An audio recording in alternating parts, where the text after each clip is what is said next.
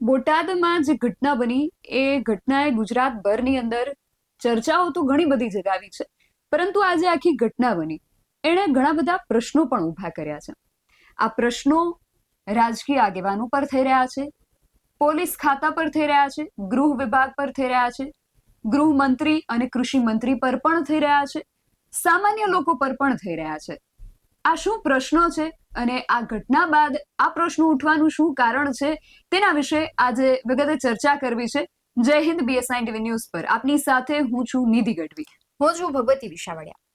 છેલ્લા 3-4 દિવસથી આખું ગુજરાત જાણે છે અને જોવે છે કે બોટાદમાં જે હળદળ ગામ ખાતે ઘટના બની, બોટાદ માર્કેટિંગ યાર્ડ ખાતે જે ખેડૂતોની સંમેલન થયું, આંદોલન પર ઉતર્યા, ત્યારબાદ આખા આંદોલનને રાજકીય હવે રંગ મળી ચૂક્યો છે. સ્થાનિક ધારાસભ્ય હોય કે અન્ય જે તાલુકા છે, શહેર છે, ત્યાંના નેતાઓ હોય, તેમની પ્રતિક્રિયાઓ આવી રહી છે. પાર્ટીઓ છે એકબીજા પર આક્ષેપ પ્રતિ આક્ષેપ કરી રહ્યા છે, પરંતુ આ સમગ્ર ઘટનાની પાછળ વાસ્તવિકતા આખી અલગ છે. નિધિ, તારી પાસેથી પહેલા એ સમજવું છે કે જે બોટાદની આખી ઘટના બની છે, ખરેખર એ ઘટના પાછળ જવાબદાર કોણ છે? ભગવતી, એમાં વાત એવી છે કે આ જે કડદા પ્રથા, આપણે આજે આ વિશે વિગતે વાત કરવી છે તો એના શરૂઆતથી આપણે એના વિશે ઊંડાણપૂર્વક ચર્ચા કરીએ કે બોટાદના માર્કેટિંગ યાર્ડમાં કપાસમાં જે કડદા પ્રથા ચાલી રહી હતી તેને લઈને ત્યાં વિરોધનો વંટોળ ઉઠ્યો. પરંતુ સૌથી પહેલો સવાલ, આપણે જે આજે ચર્ચાનો મુખ્ય વિષય છે કે આમાં પ્રશ્નો કેમ ઉઠી રહ્યા છે અને શું પ્રશ્નો ઉઠી રહ્યા છે, એમાં સૌથી પહેલો પ્રશ્ન એ આવે છે કે આટલા વર્ષોથી બોટાદના માર્કેટિંગ યાર્ડમાં આ કડદા પ્રથાના નામે ખેડૂતોને લૂંટવામાં આવી રહ્યા હતા, છતાં આ પ્રથા કેમ ચાલી રહી હતી અને કેમ કોઈને એ સવાલ ન થયો કે આ ખેડૂતો સાથે ખોટું થઈ રહ્યું છે, ખેડૂતો સાથે અન્યાય થઈ રહ્યો છે. સૌથી પહેલો તો પ્રશ્ન એ ઉઠે છે. આટલા વર્ષે કોઈ વ્યક્તિને યાદ આવે છે કે ખેડૂતો સાથે આ દમનકારી નીતિ જે થઈ રહી છે એ ન થવી જોઈએ, અને એને લઈને ખેડૂતો જે છે એ સૌપ્રથમ અવાજ ઉઠાવે છે ને એક વિડીયો વાયરલ થાય છે બોટાદના માર્કેટિંગ યાર્ડમાંથી, અને તે બાદ આ જે કડદા પ્રથાનો જે વિરોધ છે એને લઈને વધુ ચર્ચાઓ ઉઠે છે. ત્યાર પછી આમ આદમી પાર્ટીના આગેવાન નેતા રાજુ કરપડા આ મુદ્દાને વધુ વેગ આપે છે અને બોટાદ માર્કેટિંગ યાર્ડમાં કડદા પ્રથા જે ચાલી રહી છે તેને લઈને આંદોલનની જાહેરાત કરે છે. હવે 10મી તારીખે રાજુ કરપડાની આગેવાનીમાં બહોળી સંખ્યામાં ખેડૂતો બોટાદના માર્કેટિંગ યાર્ડ ખાતે પહોંચે છે આંદોલન કરવા માટે. તો અહીંયા બીજો પ્રશ્ન એ ઉઠે છે કે બોટાદના માર્કેટિંગ યાર્ડની અંદર આંદોલન કરવાની પરવાનગી લેવામાં આવી હતી કે કેમ, એ પણ એક અહીંયા પ્રશ્ન છે કે આટલી મોટી સંખ્યામાં ખેડૂતો જે છે એ એકત્રિત થવાના છે અને આંદોલન કરવાના છે, તો આંદોલન માટે પરવાનગી લેવામાં આવી હતી કે કેમ, અને પરવાનગી આપવામાં આવી હતી કે કેમ, નહોતી મળી તો પછી આંદોલન કેવી રીતે થયું, એ ઘણા બધા પ્રશ્નો ત્યાં ફરીથી ઉઠી રહ્યા છે. એ પછી 10મી તારીખે આખો દિવસ જે ઘટના થઈ એ તો આપણે સૌએ જોઈ, પરંતુ એ બાદ પણ ઘણી ઘટના થઈ ને એણે પણ ઘણા પ્રશ્નો ભગવતી ઊભા કર્યા છે. જેની આ બધી વસ્તુ પરથી એક વસ્તુ તો ક્લિયર થઈ કે જે કડદા પ્રથા હતી એને લઈને ખેડૂતો ઘણા લાંબા સમયથી પીડાતા હતા. આપણે કોઈ પણ પાર્ટીની વાત નથી કરવી, એ ભારતીય જનતા પાર્ટી હોય, કોંગ્રેસ હોય કે આમ આદમી પાર્ટી હોય, એ બધા જના શાસનમાં ક્યાંક ખેડૂતો પીસાતો હતો એ તો અહીંયા નક્કી થઈ ગયું.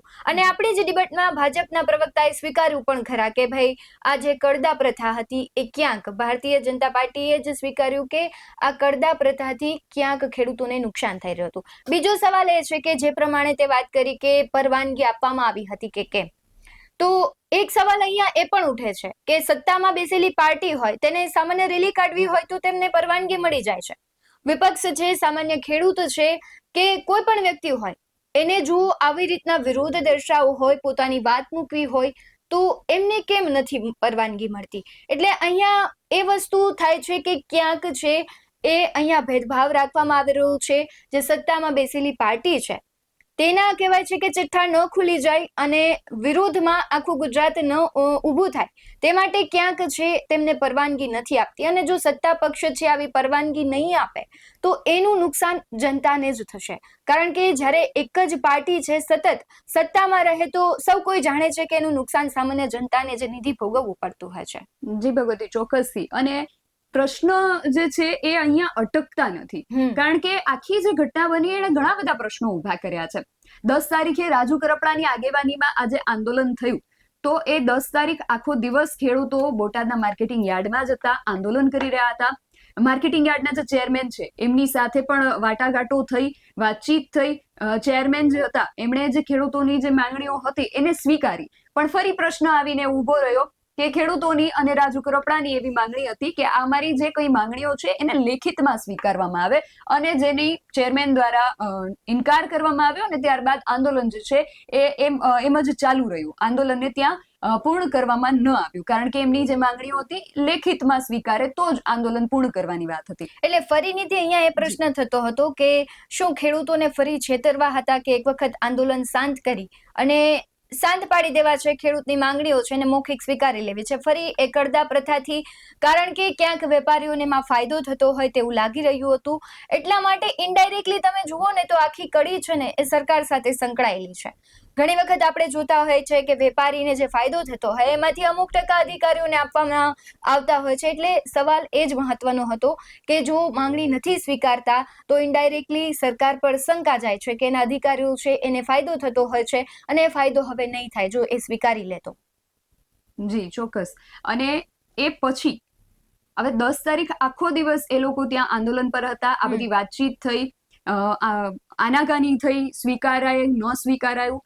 તો 10 તારીખ આખો દિવસ ત્યાં હતા. રાત્રિ સમયે ખેડૂતો સાથે જ્યારે આમ આદમી પાર્ટીની આગેવાનીમાં થઈ રહ્યું હતું, રાજુ કરપડાની આગેવાનીમાં, તો એ લોકો રામધૂન બોલાવી રહ્યા હતા. પછી ખેડૂતો ત્યાં ગાડલા લઈને સૂઈ ગયા હતા, અને રાત્રે 2 થી 3 વાગ્યાની આસપાસ અચાનક પોલીસ ત્યાં આવે છે, બોટાદ પોલીસ ત્યાં આવે છે, અને રાજુ કરપડા અને અમુક જે ખેડૂત આગેવાનો છે એમની અટકાયત કરે છે.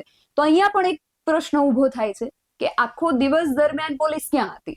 પોલીસને રાત્રે 2 વાગે અચાનક કેમ યાદ આવે છે કે બોટાદના યાર્ડમાં આંદોલન થઈ રહ્યું છે અને આંદોલન બંધ કરાવવાનું છે? તો પોલીસને 2 વાગે કેમ યાદ આવે છે? એ પણ એક અહીંયા શંકા ઉપજાવનાર પોલીસની કાર્યવાહી છે. ખેડૂતો જે આંદોલન કરી રહ્યા હતા કે સુઈ રહ્યા હતા, એ સૂતેલા ખેડૂતો પર પોલીસનો લાઠીચાર્જ, અને અચાનક રાત્રે મધ્યરાત્રિએ પોલીસની કાર્યવાહી અનેક શંકા અને અનેક પ્રશ્નો ઉભા કરે છે. ભગવતી, અને નિધિ, આવી જ્યારે ઘટનાઓ બનતી હોય, જ્યારે કોઈ પરવાનગી માંગવામાં આવે છે, ત્યારે તમે નાનો એવો કાર્યક્રમ કરો ને તો પણ પોલીસ પ્રોટેક્શન મળે છે. આપણે જોતા હોય કે જાહેરમાં જે કાર્યક્રમો થતા હોય, અને અહીંયા ખાસ મહત્વની ભૂમિકા આઈબીની હતી કે જે સ્ટેટ લેવલે અને જિલ્લા લેવલે જે આઈબીનું કામ હોય, શું એણે પોલીસ સુધી આ રિપોર્ટ નહોતો પહોંચાડ્યો કે આવું આંદોલન થવાનું છે, અત્યારે આટલા ખેડૂતો ભેગા થયા છે, મહાપંચાયત થવાની છે, અને જો પોલીસ સુધી પહોંચાડ્યો તો પછી આવી અરાજકતા અચાનક કેમ ફેલાઈ ગઈ? અને એ અરાજકતા વખતે પણ આપણે જોયું કે ઘણા પર લાઠીચાર્જ કરવામાં આવ્યા હતા, બેરહમીથી મારવામાં આવ્યા હતા. ચલો સમજી લઈએ કે પોલીસ છે તે આખી ઘટના છે જે અરાજકતા ફેલાય છે એને કાબુ કરવા માટે કરે, પરંતુ ક્યાંક પોલીસની જે કામગીરી હતી તે વધારે પડતી આક્રમકતા સાથે દેખાઈ હતી, ને તેને લઈને પણ અનેક પ્રશ્નો થયા હતા. નિધિ, જી ચોક્કસથી. ને આ તો જે ઘટના હતી એ તો રાત્રિના સમયે જે ઘટના થઈ એમાં લાઠીચાર્જ કે પોલીસની જે દમનકારી નીતિ હતી એ તો ઓછી જોવા મળી હતી. ત્યારબાદ રાજુ કરપડાને સુરેન્દ્રનગર પોલીસે પહોંચાડ્યા, અને ત્યાં પછી રાજુ કરપડાએ અને આમ આદમી પાર્ટીના જે અન્ય આગેવાનો છે એમણે મહાપંચાયતની જાહેરાત કરી. ત્યારથી જે આંદોલન હતું એને વધુ વેગ મળ્યો. ખેડૂતો જે હતા એ વધુ આક્રોશિત થયા, કારણ કે એમના જે આગેવાન હતા, જેમની આગેવાનીમાં આંદોલન થઈ રહ્યું હતું, એમની અટકાયત બાદ ખેડૂતો જે છે એ વધુ આક્રોશિત થઈ ગયા, અને મહાપંચાયતનું આયોજન કરવામાં, જે જાહેરાત કરવામાં આવી આમ આદમી પાર્ટી દ્વારા, તો એ જાહેર જનતાના મીડિયાના માધ્યમથી જે જાહેરાત કરવામાં આવી હતી, ગુજરાતભરમાં એની ચર્ચા હતી કે બોટાદમાં ખેડૂત આંદોલન મહાપંચાયત થવા જઈ રહી છે. ત્યારબાદ બોટાદની પોલીસ જે છે એની કામગીરી પર પ્રશ્નો ઉભા થયા. આમ આદમી પાર્ટીએ મહાપંચાયતની જાહેરાત કરી દીધી, તો ત્યાં પણ પ્રશ્નો ઉભા થયા કે શું પાર્ટીએ મહાપંચાયતની જાહેરાત કરતા પહેલા કે કર્યા બાદ પોલીસની પરવાનગી લીધી હતી? કારણ કે જ્યારે આપણે પોલીસ અધિક્ષક સાથે, એસપી સાથે, બોટાદ જિલ્લાના જે એસપી છે એમની સાથે વાત કરી, ત્યારે એમણે જણાવ્યું કે અમને પરવાનગી લેવા માટે કોઈ દ્વારા કોઈ સંપર્ક કરવામાં નથી આવ્યો. એટલે એ પણ પ્રશ્ન ઉઠે કે તમે મહાપંચાયતનું આયોજન કરો છો ને એની જાહેરાત કરો છો, તેની પરવાનગી શા માટે લેવામાં નથી આવી રહી? અહીંયા કાયદાના ઉલ્લંઘનનો પ્રશ્ન ઉભો થાય છે કે કોઈ પણ તમારે મહાપંચાયત કે આવું જાહેર સંમેલન કરવું છે તો તમારે પરવાનગી લેવી જરૂરી છે, તો શા માટે તમે કોઈ પરવાનગી ન લીધી? અને ત્યારબાદ પોલીસ જે છે બોટાદની જે પોલીસ છે એને ખબર હતી કે બોટાદના માર્કેટિંગ યાર્ડમાં આવું મહાપંચાયત થવા જઈ રહી છે, એટલે પોલીસ જે છે એનો ચુસ્ત બંદોબસ્ત બોટાદના માર્કેટિંગ યાર્ડ ખાતે ગોઠવી દેવામાં આવ્યો. પરંતુ આપણે જે રીતે જોયું કે અચાનક આ જે મહાપંચાયત છે એ બોટાદના માર્કેટિંગ યાર્ડમાં નહીં, પરંતુ માર્કેટિંગ યાર્ડથી નજીક જે ગામ હતું હળદળ ગામ, ત્યાં અચાનક આ મહાપંચાયત થાય છે. તો આ અચાનક કઈ રીતે આવું થઈ શકે, કારણ કે આટલી મોટી સંખ્યામાં ખેડૂતો સુધી કઈ રીતે સંદેશો પહોંચી શકે કે આ જે પંચાયત છે એ બોટાદના માર્કેટિંગ યાર્ડમાં નથી થવાની, પરંતુ એ હળદળ ગામની અંદર થવાની છે. આટલી મોટી સંખ્યામાં ખેડૂતો સુધી આ સંદેશો કઈ રીતે પહોંચી શકે, અને જો ખેડૂતો સુધી આ સંદેશો પહોંચી શકે છે તો પોલીસ ક્યાં સૂતી હતી, એ પ્રશ્ન ઉભો થાય છે. નિધિ, આમ જોઈએ ને તો પોલીસની બંને કાર્યવાહી ઉપર અનેક પ્રશ્નો થયા છે કે જ્યાંથી રાજુ કરપડાની અટકાયત કરવામાં આવી, ત્યારબાદ આમ આદમી પાર્ટીના બધા જ નેતાઓ છે એ બોટાદ ખાતે પહોંચતા હતા, ત્યારે તેમને જ રસ્તામાંથી જ તેને પકડી લેવામાં આવતા હતા, અટકાયત કરવામાં આવતી હતી. પોલીસને ખબર હતી કે જો તેને પહોંચવા દેવામાં આવશે તો બધું ત્યાં સ્થિતિ છે એ વણસી જશે. અને ત્યારબાદ આપણે દ્રશ્યો જોયા કે જ્યારે હળદળ ગામે છે આખી સભા મહાપંચાયત યોજાય છે એ દરમિયાન અચાનકથી રાજુ કરપડા અને પ્રવીણ રામ આવી જાય છે. અચાનકથી આવી જાય છે તો કેમ પોલીસને ખબર નથી પડતી, એટલે પોલીસની કામગીરી પર ત્યાં પણ સવાલ ઉઠે છે. અને ફરી એ જતા રહે છે, આખી વાતાવરણ છે એ આખું વણસી જાય છે, ત્યારે પણ જે આમ આદમી પાર્ટીના નેતાઓ છે એ જતા રહે છે, અને જે સામાન્ય લોકો છે જે પથ્થરમારો કરે છે એના પર પોલીસ કાર્યવાહી કરે છે. અને આમ તો પોલીસની કામગીરી ઉપર પણ આપણે સવાલ ઉભા કરતા પહેલા એ પણ સમજવું જોઈએ કે કાયદો અને વ્યવસ્થાની જે સ્થિતિ છે એને જાળવી રાખવા માટે પોલીસે આખું એક્શન લીધું હોય, પરંતુ એ સવાલ એ છે કે શું પોલીસ છે કોઈના દબાણમાં કાર્યવાહી કરતી હતી, કારણ કે તેની પાસે સ્વતંત્ર હવાલો નથી કે પોલીસ પોતાની રીતે કોઈ પણ એક્શન લઈ શકે. એટલે સવાલ ભારતીય જનતા પાર્ટી પર પણ ઉઠતો હતો કે શું એ આવી રીતના ઓર્ડર આપતા હતા કે તમે આ લોકો પર આવી કાર્યવાહી કરો કે કેમ. અને સૌથી મહત્વની તો એ હતું કે જે લાઠીચાર્જ કરવામાં આવ્યો, તો આપણે સમજી શકીએ કે પોલીસ ભેદ ન ઓળખી શકે કે કોણ આંદોલનકારી છે કે કોણ આવી અરાજકતા ફેલાવે છે, એટલે સામાન્ય લોકોનો પણ એમાં ભોગ લેવાઈ ગયો. પરંતુ જે પ્રમાણે આખી ઘટના થઈ, જે દ્રશ્યો સામે આવ્યા, લોકો કહી રહ્યા છે કે અમારા ઘરના હતા કે જે નિર્દોષ હતા તેમને પોલીસે પકડીને જેલ ભેગા કરી દીધા, ત્યારે જે ભેદ ઓળખવાની વસ્તુ છે કે પોલીસ પણ ક્યાંક ભેદ નથી ઓળખી શકતી. એટલે પોલીસની જે આ બંને કાર્યવાહી છે તેના પર સવાલ ઉઠે છે. નિધિ, તને શું લાગે છે કે જે પોલીસની કાર્યવાહી છે તેમણે કરી એ એની નીતિ પ્રામાણિકતાને જે પ્રમાણે એને કરવું જોઈએ એ તો કર્યું, પરંતુ જે પોલીસે જે દમનકારી નીતિ આખી અપનાવી છે તેને લઈને તારું શું કહેવું છે? ભગવતી, ગુજરાતની અંદર કે કોઈ પણ જગ્યાએ પોલીસ જે છે ને, પોલીસ ફિલ્મોમાં છે ને કહેવા પૂરતી સિંઘમ ને રાવડી રાઠોડ છે, પરંતુ ખરેખર આપણી જે પોલીસ છે ને એ દબાયેલી ને બંધાયેલી પોલીસ છે. એમની પાસે પોતાનો સ્વતંત્ર હવાલો નથી, અને ઉપરથી જે ઓર્ડર આવતા હોય છે પોલીસે માત્ર એ જ ફોલો કરવાના હોતા હોય છે. ને આપણે મોટા ભાગે જોતા હોઈએ છીએ કે જે જાહેર કાર્યક્રમો હોય છે એમાં બંદોબસ્ત માટે જ પોલીસનો મોટા ભાગે ઉપયોગ કરવામાં આવતો હોય છે. હવે આ જે ઘટના બની એમાં પોલીસની શું કામગીરી હતી, પોલીસની જવાબદારી શું હતી કે એક મહાપંચાયત માટે મોટી સંખ્યામાં ખેડૂતો ભેગા થવાના છે, અને એ ખેડૂતોને ભેગા નથી થવા દેવાના, અને આ જે પંચાયત ભેગી થાય છે એને પરવાનગી નથી મળેલી, એટલે એને તમારે છૂટા પાડવાના છે ને એકત્રિત નથી થવા દેવાના. હવે પોલીસને એ સવાલ તો આપણે પહેલા જ કર્યો કે પોલીસને કેમ જાણ ન થઈ કે હળદળ ગામમાં આ મહાપંચાયત થવાની છે. હવે પોલીસને ગમે ત્યાંથી જાણ થઈ કે હળદળ ગામમાં મહાપંચાયત યોજાય છે અને પોલીસ અચાનક ત્યાં પહોંચે છે, તો ત્યાં જઈને પોલીસનું કામ શું હતું કે એકત્રિત થયેલા લોકોને છૂટા પાડવા. હવે પોલીસ અચાનક ત્યાં પહોંચે છે, લોકોને છૂટા પાડવા માટે પ્રયત્નો કરે છે, ત્યાં ટીયર ગેસના સેલ છોડવામાં આવે છે, ત્યાં પથ્થરમારો પણ થાય છે. હવે અમુક અરાજકતાકારીઓ દ્વારા પોલીસ વાહનને પણ નુકસાન પહોંચાડવામાં આવે છે. હવે એ લોકો કોણ હતા, એ ગ્રામજનો હતા કે ખેડૂતો હતા કે આમ આદમી પાર્ટીના આગેવાનો હતા કે ભાજપના આગેવાનો હતા કે અન્ય કોઈ લોકો હતા, એ તો પ્રશ્ન છે ને તપાસનો વિષય છે. પણ આવું જ્યાં થાય છે તો પોલીસ પોતાનું કામ કરી રહી હતી કે એ લોકોને છૂટા પાડવાનું કામ કરી રહી હતી. હવે એ પણ પ્રશ્ન છે કે પોલીસ આમ આદમી પાર્ટીના આગેવાનો ત્યાંથી ભાગી છૂટે છે, પોલીસ એને નથી પકડી શકતી, અને જે લોકો ગામના ત્યાં જે ઘર હતા એની અંદર છુપાયેલા જે આંદોલનકારીઓ હતા એને પોલીસ પકડે છે, એની સાથે જે લોકો બહાર પણ નથી આવ્યા, પોતાના ઘરની અંદર પોતાનું કામ કરી રહ્યા હતા, એને પણ પોલીસ પકડી જાય છે. હવે પોલીસ એમાં ભેદ નથી પારખી શકતી કે આ સામાન્ય માણસ છે કે આંદોલનકારી છે, આ ઘરના પોતે માલિક છે, પોતાનું કામ કરી રહ્યા હતા કે ત્યાં સંમેલનમાં આવ્યા હતા, એ ભેદ પોલીસ નથી પારખી શકતી ને પોલીસ બધાને એક સાથે અટકાયત કરીને લઈ જાય છે. પોલીસ ત્યાં આક્રમકતા સાથે અમુક જે કામ કરે છે કે કારણ વગરની તોડફોડ ને કરે છે, એ પોલીસની કામગીરી પર શંકા ઉપજાવે જ છે.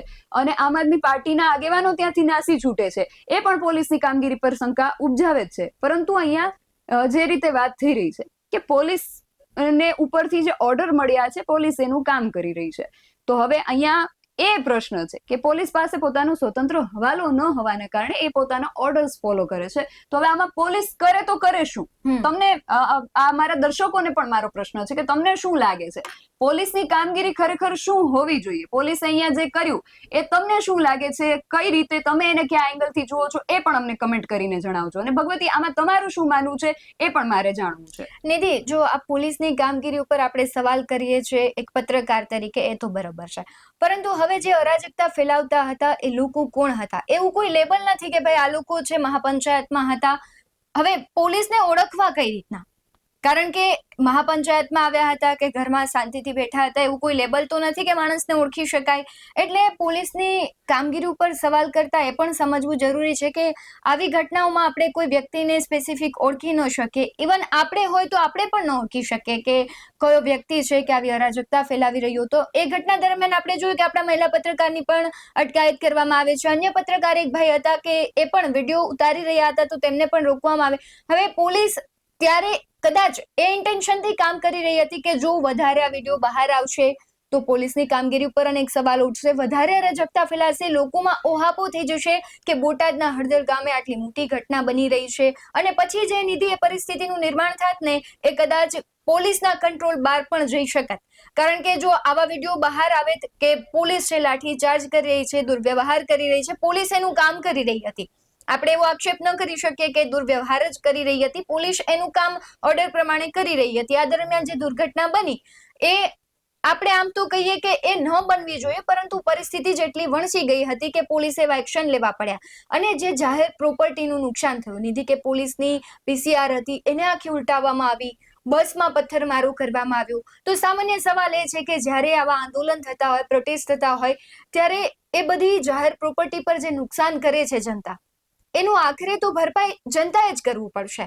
એમાં ન તો કોઈ સરકાર પૈસા આપશે, કારણ કે જે ટેક્સ વસૂલ છે એમાંથી જ આ બધી સુવિધાઓ ફરી તે લેવામાં આવશે ને. એટલે જ્યારે પણ આવા આંદોલન આજ નહીં, ભૂતકાળમાં પણ થયા છે. આપણે જોયું કે પાટીદાર અનામત આંદોલન, ક્ષત્રિય આંદોલન, બધા જ આંદોલનમાં જે જાહેર પ્રોપર્ટીને નુકસાન કરવામાં આવે છે એનું ફરી જનતાએ જ ભોગવવું પડે છે. એટલે સવાલ એ પણ છે કે જનતા જ્યારે આંદોલન કરતી હોય પોતાના પ્રશ્નોને લઈને, ત્યારે જાહેર પ્રોપર્ટીને નુકસાન ન કરવું જોઈએ, કારણ કે તેનાથી અરાજકતા તો ફેલાય જ છે, પરંતુ નુકસાન એ પાછું જનતાને થાય છે. નુકસાનની ભરપાઈ પણ જનતાને જ કરવી પડે છે. અને ખાસ સવાલ જે તે પણ વાત કરી કે પોલીસ છે એ કામગીરી કરે છે, આમ આદમી પાર્ટીના નેતા છૂટી જાય છે, બાકી બધાને સજા મળે છે. તો અત્યારે છે ને આંદોલનની નીતિ આખો રાજકીય રંગ મળી ગયું છે. સ્થાનિક ધારાસભ્ય છે તેની એમ કહીએ કે કામગીરી ખાલી લેખિત અને કાગળ ઉપર હોય તેવું જ લાગી રહ્યું છે.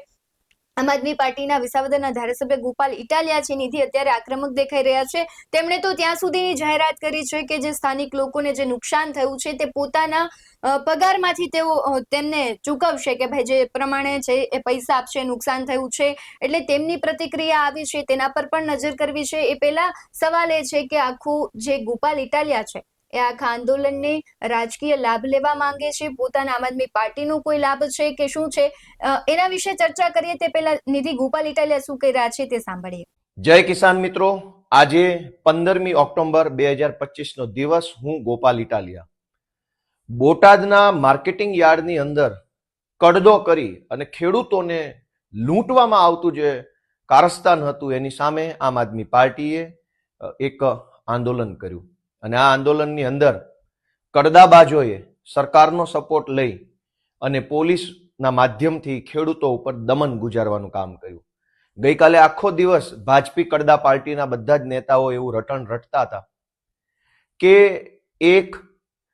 એ જે કાર્યક્રમ હતો હળદળમાં, ત્યાં સ્થાનિક કોઈ ન હતું, બધા જ બહારથી આવેલા હતા. આવું ભાજપી કડદા પાર્ટીના જે પ્રદેશ લેવલના કડદા નેતાઓ છે એ આવું નિવેદન આપી રહ્યા છે. જો કોઈ સ્થાનિક હતું જ નહીં એ આંદોલનની અંદર, તો પછી બોટાદની પોલીસે ગામની અંદર, ઘરની અંદર જઈને લોકોને માર્યો, દંડા માર્યા, તોડફોડ કેમ કરી? મંત્રી ગાંધીનગરમાં બેઠેલા મંત્રીને ખબર છે કે સ્થાનિક નથી અહીંયા કોઈ, તો સ્થાનિક પોલીસને નહોતી ખબર કે અહીંયા કોઈ સ્થાનિક નથી? એનો અર્થ એમ કે ખુલ્લેઆમ આ ષડયંત્ર, કાવતરું, ભાજપી કડદા પાર્ટી અને પોલીસનું આ કાવતરું ખુલ્લું પડી ચૂક્યું છે એમના જ નિવેદનથી. હળદર ગામની અંદર ખેડૂતો ઉપર પોલીસે જે અત્યાચાર કર્યો છે એની સામે આમ આદમી પાર્ટીએ ગઈકાલે કોર્ટની અંદર પણ ખૂબ મજબૂત ફાઇટ આપી છે. અમદાવાદથી અને સ્થાનિક ત્યાં અમારી બોટાદની લીગલ ટીમે મજબૂત રીતે દલીલ કરી અને જે કાંઈ કાયદાની ભાષામાં કરવું પડે કામ કર્યું છે. પરંતુ એક ખેડૂતના દીકરા તરીકે અને ખેડૂતના મતથી જીતેલા ધારાસભ્ય તરીકે ખેડૂતો પ્રત્યે અમારી ફરજ છે, જવાબદારી છે, સંવેદનાઓ છે. અને એટલે મને જાણવા મળ્યા પ્રમાણે હળદર ગામની અંદર બોટાદની પોલીસે જે કંઈ પણ નુકસાન કર્યું છે, ગ્રામજનોના ઘરમાં ઘૂસીને તોડફોડો કરી છે, કોઈના ઘરનું કંઈક, કોઈના ઘરનું કંઈક, કોઈને નાનું નુકસાન, કોઈને મોટું નુકસાન, અનેક ઘરોની અંદર તોડફોડ કરવામાં આવી છે. દિવાળીનો સમય છે, તહેવાર આવે છે, નાનો માણસ હોય, ગરીબ ખેડૂત હોય અને એના ઘરમાં આવી સમસ્યા બને તો એ બહુ મોટી મુશ્કેલી સર્જે છે. ત્યારે ખેડૂતોના મતથી ચૂંટાયેલા ધારાસભ્ય તરીકે મને એવું યોગ્ય લાગે છે કે મારે એ હળદર ગામના જે કાંઈ ખેડૂતો છે એમને ઉપયોગી બનવું છે. મેં નક્કી કર્યું છે કે ધારાસભ્ય તરીકે મને મળતા એક પગારની હું આ જે કંઈ હળદર ગામની અંદર જે ખેડૂતોના ઘરમાં તોડફોડ થઈ છે એને ઉપયોગી બનવા માટે હું એક પગાર આપીશ. અમારા નેતા માનની સાગરભાઈ રબારી અને પ્રદેશના અન્ય નેતાનું પ્રતિનિધિ મંડળ ગામમાં જઈ અને જેના ઘરમાં તોડફોડો થઈ છે, જેના ઘરમાં નાનું મોટું નુકસાન આવ્યું છે એને તાત્કાલિક આર્થિક મદદ મળી રહે. ફૂલ નહીં તો ફૂલની પાંખડી, પૂરેપૂરી નહીં તો થોડી પણ મદદ મળી રહે એવા આશયથી હું ધારાસભ્ય તરીકેના એક પગારમાંથી ગામના ખેડૂતોને ઉપયોગી બનવા માટેનો નિર્ણય કરું છું. અને ગુજરાતભરના સૌ ખેડૂતોને વિનંતી કરું છું કે ગુજરાતભરના માર્કેટિંગ યાર્ડની અંદર જબરજસ્ત લૂંટ ચાલે છે. અનેક માર્કેટિંગ યાર્ડની અંદર ખેડૂતોનું રીતસરનું શોષણ થાય છે, પરંતુ ખેડૂત એકલા પડે છે. ખેડૂતની મજબૂરીનો ફાયદો ઉઠાવવામાં આવે છે. ખેડૂતોનું સંગઠન નથી, એના કારણે ખેડૂતો પ્રત્યે આવું વર્તન રાખવામાં આવે છે. આખા ગુજરાતના અનેક એપીએમસી માર્કેટ યાર્ડમાં શેષ ફીના નામે, કોથળાના નામે, બારદાનના નામે, વજનના નામે, તોલમાપના નામે, મજૂરીના નામે, અધવચ્ચેથી માલ તમારો ખરાબ છે એવું કહીને એક યા બીજા શબ્દોમાં કડદો કરવામાં આવે છે. કદાચ બોટાદમાં કડદો શબ્દ વાપરતા હોઈએ તો બીજા જિલ્લામાં બીજો શબ્દ હશે, ચોથા જિલ્લામાં ચોથો શબ્દ હશે, પણ ખેડૂતો સાથે લૂંટફાટ થઈ રહી છે. ગઈકાલે ભાજપી કડદા પાર્ટીના ઘણા બધા પ્રદેશ લેવલના કડદાધિકારીઓએ પોતાના નિવેદનો આપ્યા, કાયદો અને વ્યવસ્થા ઉપર મોટા મોટા જ્ઞાન આપ્યા. કાયદો અને વ્યવસ્થા ત્યારે નથી બગડી જતી જ્યારે ખેડૂતોનો લોહી પરસેવાથી પકવેલો કપાસ છે એ માર્કેટિંગ યાર્ડના કડદાઓ લૂંટી લે છે. ત્યારે લૂંટ થાય છે ત્યારે કાયદો નથી બગડતો. જ્યારે ભાજપી કડદા પાર્ટીના નેતાઓના આદેશથી પોલીસ નિર્દોષ મહિલાઓને ઘરમાં ઘૂસીને મારે છે ત્યારે વ્યવસ્થા નથી બગડતી. ખેડૂતનું શોષણ થાય, ખેડૂત આરે અન્યાય થાય તો કાયદો અને વ્યવસ્થામાં વાંધો નથી. ખેડૂત પોતાનો અધિકાર માગે તો કાયદો અને વ્યવસ્થા બગડી જાય છે. એનો અર્થ એ થયો કે કાયદો ચોર લૂંટારા માટે છે, વ્યવસ્થાઓ કડદો કરનારા માટે છે. જો કડદો કરનારા અને ખેડૂતોને લૂંટનારાને તમે કંઈક કહેશો, ખેડૂતોની સાથે અન્યાય કરનારા લોકો સામે પડશો તો કાયદો અને વ્યવસ્થા બગડશે. જો કાયદો ખેડૂત માટે હોત, વ્યવસ્થા ખેડૂત માટે હોત, તો ખેડૂતો અધિકાર માગવા માટે આંદોલન કરે ત્યારે કાયદો વ્યવસ્થા ન બગડવી જોઈએ. પણ હવે અમને સમજાય છે કે આ ભાજપી કડદા પાર્ટીની સરકાર છે એ કડદાબાજોના સમર્થનમાં છે, માફિયાઓના સમર્થનમાં છે. માફિયાઓને પ્રોટેક્શન આપવા માટે કાયદો છે, માફિયાઓના જીવનને સરળતા કરી આપવા માટે વ્યવસ્થા બનેલી છે. અને કાયદો અને વ્યવસ્થાનું જ્ઞાન દેનારા બધા જ ભાજપી કડદા પાર્ટીના કડદાધિકારીઓ, પ્રદેશ કક્ષાના જે મોટા મોટા કડદાબાજો છે એમને એક જ નમ્ર વિનંતી છે કે તમારો કાયદો, તમારી વ્યવસ્થા, તમારી પોલીસ, આ બધાનું અસ્તિત્વ અને મહત્વ ત્યાં સુધી જ છે જ્યાં સુધી જનતા તમારાથી ડરે છે. જે દિવસે જનતાનો ખેડૂતોનો ડર નીકળી ગયો મનમાંથી, પછી તમારામાં એ દમ નથી કે તમે કોઈ જનતાને રોકી શકો. એટલે વધુ ડરાવવાની કોશિશ કરવાના બદલે ન્યાય આપવો જોઈએ, નિર્ણય કરવો જોઈએ. જે લોકો ગઈકાલથી નિવેદનો કરે છે એમણે કડદો સાચો છે કે ખોટો છે એના ઉપર એક પણ નિવેદન નથી આપ્યું. ભાજપના એક પણ ધારાસભ્યની હિંમત નથી કે કડદા ઉપર એક શબ્દ બોલી બતાવે. કાયદો વ્યવસ્થાનું જ્ઞાન આપવા માટે તો અનેક ટોળકી નીકળી ગઈ, પણ કડદા ઉપર બોલો ને. મેં જયારે એમ કીધું કે ભાજપના ધારાસભ્યોની હેસિયત વિધાનસભામાં પટાવાળા લેવલની છે, તો ઘણા બધાને ગમ્યું નહીં. પણ પટાવાળાની હેસિયત ન હોય અને નેતા જેવી હેસિયત હોય તો બોલો, કડદા ઉપર એક શબ્દ બોલી બતાવો. કડદો ખોટો છે એમ બોલી બતાવો, અથવા સાચું છે એમ બોલી બતાવો. તમે તમારી મરજીથી એક 4 લાઈન નથી બોલી શકતા, અને શું ધારાસભ્ય, શું મંત્રી. એટલે દોસ્તો, આજે ફરીવાર એક ખેડૂતના દીકરા તરીકે, ખેડૂતોના મતથી જીતેલા પ્રતિનિધિ તરીકે, ખેડૂતો પ્રત્યે હમદર્દી, સંવેદનાઓ બતાવવા માટે થઈ ધારાસભ્ય તરીકેના પગારમાંથી હું હળદર ગામના જે ખેડૂતોને નુકસાન થયું છે એને ફૂલ નહીં તો ફૂલની પાખડી સ્વરૂપે ટેકો મળે એવો નિર્ણય કરું છું. આપ સૌ આમ આદમી પાર્ટીને સપોર્ટ આપો એવી મારી લાગણી છે. જય કિસાન. જે પ્રમાણે નિધિ ગોપાલ ઇટાલિયા મદદની વાત કરી રહ્યા છે, પરંતુ ગોપાલ ઇટાલિયા એક વકીલ તરીકે પોતાની ઘણી વખત વાત કરતા હોય છે કે એક વકીલ છે, ત્યારે સવાલ ગોપાલ ઇટાલિયા પર નિધિ એ થઈ રહ્યો હતો કે જ્યારે સામાન્ય લોકો, જે ખેડૂતો છે, તેમને અટકાયત કરવામાં આવી તો તેમને બચાવવા માટે, બહાર કાઢવા માટે કેમ ગોપાલ ઇટાલિયા નિધિના સામે આવ્યા? જી, એ પ્રશ્ન તો છે જ, કારણ કે જે રીતે આપણે જોયું, આપણે ગ્રામજનો સાથે પણ વાત કરી કે ઘણા લોકો નિર્દોષ લોકો હતા, મોટા ભાગના એમાં નિર્દોષ લોકો હતા જે પોતાના ઘરમાં પોતાનું કામ કરી રહ્યા હતા ને એની અટકાયત પોલીસે કરી હતી ને એમને લઈ ગઈ હતી. તો જો મદદની ભાવના હોય તો, અને આ જે આંદોલન જેમાં પંચાયત હતી એ તો આમ આદમી પાર્ટી દ્વારા જ આયોજિત કરવામાં આવી હતી, ને તમારા મહાપંચાયતમાં કોઈ નિર્દોષ લોકો ભોગ બને છે ને એની અટકાયત કરવામાં આવે છે, તેને છોડાવવા માટે પક્ષ તરફથી કેમ કોઈ કાર્યવાહી કરવામાં નથી આવતી, એ પણ એક મોટો સવાલ અહીંયા ઉભો થઈ રહ્યો છે ભગવતી. અને નિધિ, ત્યારથી જ શંકા થઈ ગઈ હતી કે રાજુ કરપડાને પરિણામ ભાગી છૂટે છે, ફરી કોઈ તેમની પ્રતિક્રિયા થોડા સમય માટે નથી આવતી. જે કહેવાય કે દરેક આંદોલનમાં એક વસ્તુ છે કે રાજકીય નેતાઓ છે પોતાના, આપણે જોતા હોય છે કે રોટલા શેકવા માટે, પોતાના પાર્ટી માટે, અને ક્યાંક 2027ની નિધિ ચૂંટણી આવવાની છે, પાલિકાની અને તાલુકા પંચાયતની બધાની ચૂંટણીઓ છે, એટલા માટે કોંગ્રેસ પણ આક્ષેપ એવો કરી રહી છે કે જે આમ આદમી પાર્ટી છે આખું ષડયંત્રપૂર્વક કરી રહી છે. આપણે એવો આક્ષેપ નથી કરતા, પરંતુ જે પ્રમાણે કોંગ્રેસ આક્ષેપ કરી રહી છે, અને શંકાશીલ કામગીરી અત્યારે કૃષિ મંત્રી આપણા છે કે તેમની કોઈ પ્રતિક્રિયા નથી, કે આખું કૃષિ મંત્રીને તો જોવું પડે કે ભાઈ ખેડૂતો હેરાન થઈ રહ્યા છે, તેમનો પ્રશ્ન શું છે. જો તેમને, અને મુખ્યમંત્રી પણ નિધિ આપણે જોયું હતું કે જ્યારે રાજકોટ આવી રહ્યા હતા તે દરમિયાન ખેડૂતોને મળ્યા હતા, તો બોટાદના ખેડૂતો પ્રત્યેની તેમની સંવેદનશીલતા ક્યાં ગઈ હતી? કૃષિ મંત્રી છે, દરેક નેતા છે, પોતાના ભાષણમાં જય જવાન જય કિસાન કરે છે, તો કિસાનની જ્યારે હાલત આવી હોય છે ત્યારે કૃષિ મંત્રી, મુખ્યમંત્રી, ગૃહમંત્રી પણ કાયદો અને વ્યવસ્થાની જે સ્થિતિ ત્યાં કથળી હતી, તો તેમની કેમ નિધિ પ્રતિક્રિયાઓ કોઈની નથી? જી, એમનું જે ભેદી મૌન છે એ તો અનેક પ્રશ્નો ઉભા કરે જ છે. અહીંયા પોલીસની કામગીરી પર શંકા છે એટલે ગૃહમંત્રીની પ્રતિક્રિયા પણ જરૂરી છે, પરંતુ એ આ મામલે મૌન છે. જ્યારે પોલીસ કંઈ સારી કામગીરી કરે છે ત્યારે ગૃહમંત્રી એના વખાણ કરતા થાકતા નથી. ગૃહમંત્રી તરત પોતાના સોશિયલ મીડિયા ઉપર દેખાડે છે કે સુરત પોલીસે આ સારું કામ કર્યું, રાજકોટ પોલીસે આ સારું કામ કર્યું. તો પોલીસની કામગીરી પર જ્યારે પ્રશ્નો ઉભા થાય છે ત્યારે વધુ જરૂર છે કે એમની પ્રતિક્રિયા સામે આવે, અને જે પ્રશ્નો છે એના જવાબો ગૃહમંત્રી આવીને આપે. એમનું જે આ મૌન છે એના ઉપર એક પ્રશ્ન છે. કૃષિ મંત્રી કે ખેડૂતોને લઈને આખો પ્રશ્ન છે, ખેડૂતોનો મુદ્દો છે, ખેડૂતો પીસાઈ રહ્યા છે, પીડાઈ રહ્યા છે, ખેડૂતો પર આ પ્રકારે પોલીસ દ્વારા લાઠીચાર્જ કરવામાં આવે છે, ત્યારે કૃષિ મંત્રી ક્યાં છે અને શું કરે છે?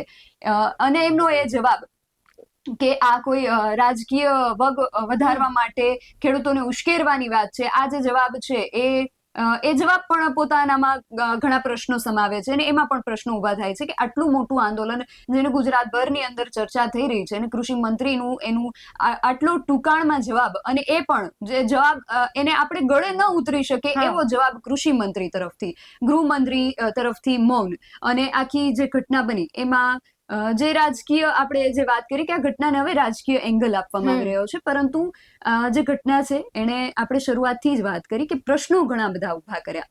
કડદા પ્રથા જે વર્ષોથી ચાલી રહી હતી, તો આટલા વર્ષે કેમ લોકોને યાદ આવે છે કે ખેડૂતો પીસાઈ રહ્યા છે? ત્યારબાદ પોલીસ ઉપર ઘણા પ્રશ્નો ઉભા થયા, પરંતુ પોલીસ આમાં શું કરે? પોલીસની શું કામગીરી ખરેખર હોવી જોઈએ? જે રીતે તમે વાત કરી કે જય જવાન જય કિસાનના નારા તો આ દેશમાં લગાવવામાં આવતા હોય છે, પરંતુ આપણા દેશનો કિસાન જે છે આંદોલન કરી રહ્યો છે, અને આપણા દેશના જે જવાન છે એ પટ્ટેથી બંધાઈ અને એ કિસાનો પર લાઠીચાર્જ કરી રહ્યા છે. એટલે આમાં જય જવાન જય કિસાન કેવી રીતે કહેવું, એ પણ પ્રશ્ન છે. અને આવા અનેક પ્રશ્નો આ બોટાદની જે ઘટના છે એને ઉભા કર્યા છે. ભગવતી, નિધિ, સવાલો તો અનેક છે, અને મુખ્ય સવાલ એ છે કે હવે આખો રાજકીય રંગ મળી ચૂક્યો છે. આમ આદમી પાર્ટી છે એ ભાજપ ઉપર અને કોંગ્રેસ ઉપર આક્ષેપ કરી રહી છે. કોંગ્રેસ છે આમ આદમી પાર્ટીને કહી રહી છે કે આખું ષડયંત્રપૂર્વક ગોઠવવામાં આવ્યું હતું. પરંતુ સીધું વસ્તુ એ જ છે કે કોઈ પણ પાર્ટીઓ છે પોતાના રાજકીય લાભ માટે તો આ કરતી હોય છે, પણ આખરે હેરાન જનતાને જ નિધિ થવું પડે છે. પોલીસની કામગીરી આપણે જોઈ કે શંકાશીલ છે, તેની પાસે સ્વતંત્ર હવાલો નથી, એટલે તેને ઈશારે કામ કરવું પડતું હોય છે. બીજી તરફ જે જોયું કે રાજકીય નેતાઓ છે એ ભાગી છૂટ્યા. આખરે પરિસ્થિતિ એવી નિર્માણ થઈ કે જનતાને છે જેલમાં જવાનો વારો આવ્યો, અને જે રાજકીય નેતાઓ છે એણે આંદોલનની શરૂઆત કરી હતી એ તો તેમને છોડાવવા પણ ન ગયા.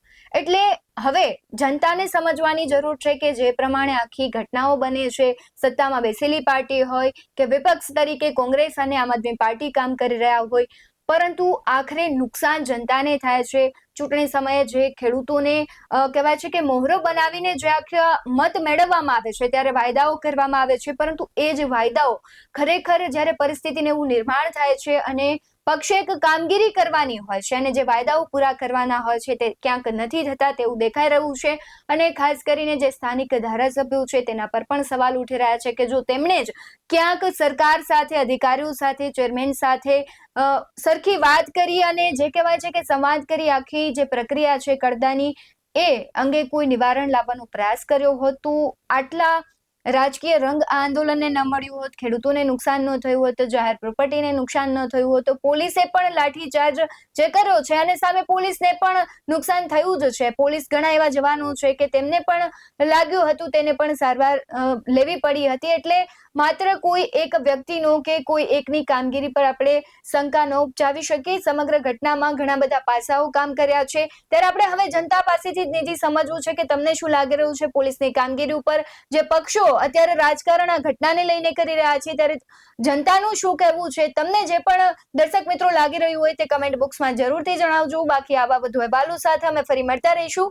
તમે અમારી યુટ્યુબ ચેનલને સબસ્ક્રાઇબ કરવાનું, અમને ફેસબુક અને ઇન્સ્ટાગ્રામ પર ફોલો કરવાનું ભૂલશો નહીં. બાકી અમને અપડેટ્સ મેળવવા માટે આપ જોતા રહો BS9 ટીવી ન્યૂઝ. નમસ્કાર.